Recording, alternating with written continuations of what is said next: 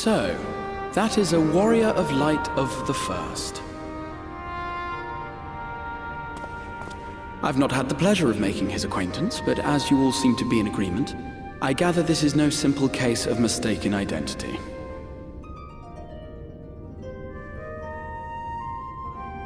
As far as I was able to discern, that was indeed Ardbert. It has been a long time, but not that long. Could he truly have been resurrected as he claims?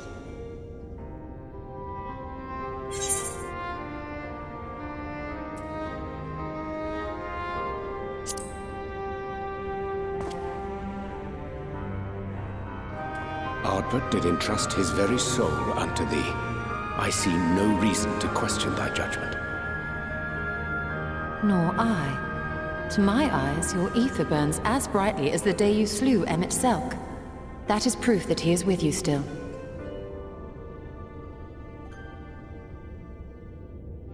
Yet that which standeth now before the people is far more than a passing imitation. I am reminded of the cardinal virtues, though a sin-eater he is not. Which leaveth but one plausible explanation. That he is an Ascian.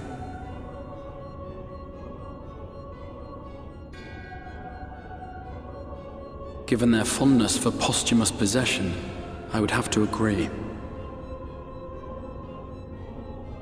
From what I understand, the Warriors of Light were laid to rest in Yulmore by those whom they had aided in life.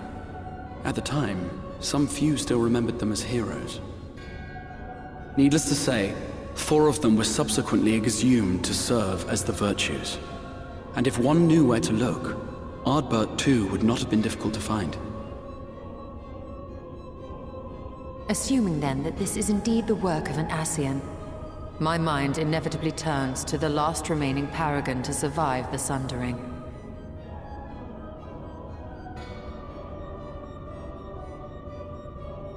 Elidibus.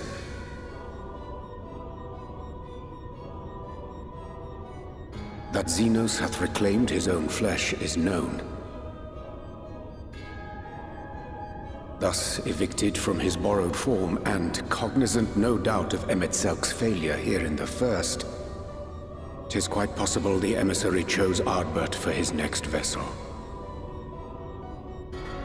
Inhabiting the flesh of the fallen? Why, that is unsavory. And they do this often, you say? Verily, for they possess no corporeal forms of their own. In what one may term their natural state, none save those gifted with the echo can perceive them. Indeed, when Elidibus intruded upon the waking sands, his presence did go unmarked by all save Minfilia and the Warrior of Light. On that occasion, I myself remained ignorant of his coming until after his departure. 'Twas only at a later juncture, when he deigned to appear before me in borrowed flesh, that I was finally able to take the measure of him. In such puppetry do the Ascians engage when they seek to influence the course of history. And they have gained much by it. Emmett Selk single-handedly built the Garlean Empire in this manner, while the Hebrea came close to conquering Eorzea, having taken possession of Thancred's living body. Yet it must needs be noted that the Ascians cannot avail themselves of all mortal vessels. For were they able to do so, none would serve as a better pawn than our own redoubtable champion. Mayhap the blessing of light shieldeth Hydaelyn's chosen from Ascian influence. Or mayhap other forces are at work. We cannot say for certain. Whatever the reason, I hope it holds true. I dare not contemplate what might come to pass otherwise. Is it not peculiar, then, that Ardbert's mortal remains should be susceptible, given that he was once a warrior of light? Or did the final departure of his soul make it possible, perhaps? Regardless, To hear an Ascian use him to call forth new warriors of light boggles the mind.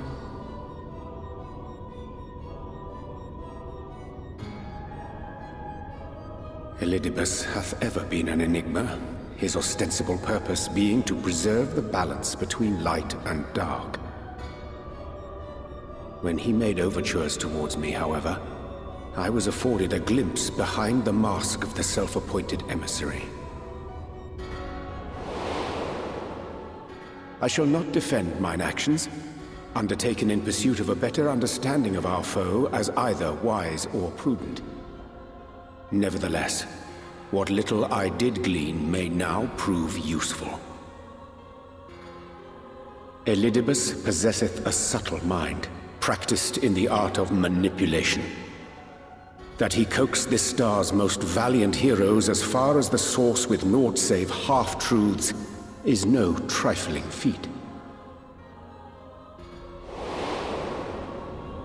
And now I believe he doth employ his skills once more to some as yet unknown end.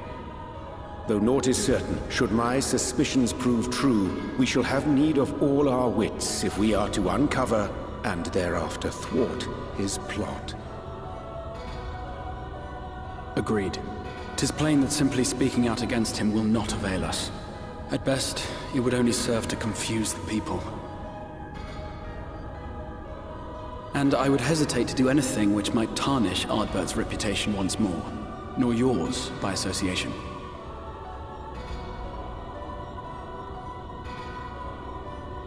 That being the case, it may be wise to keep a covert eye on this Ardbert's movements, as we attempt to discern his purpose and how best to mitigate his influence.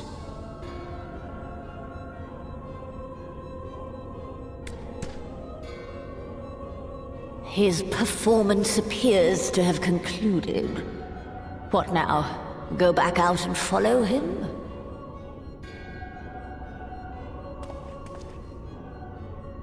Twould appear Master Alphino already hath pursuit in mind, and I suspect one pair of eyes shall better serve our cause than half a dozen. Let the rest of us maintain an inconspicuous distance, for the present at least.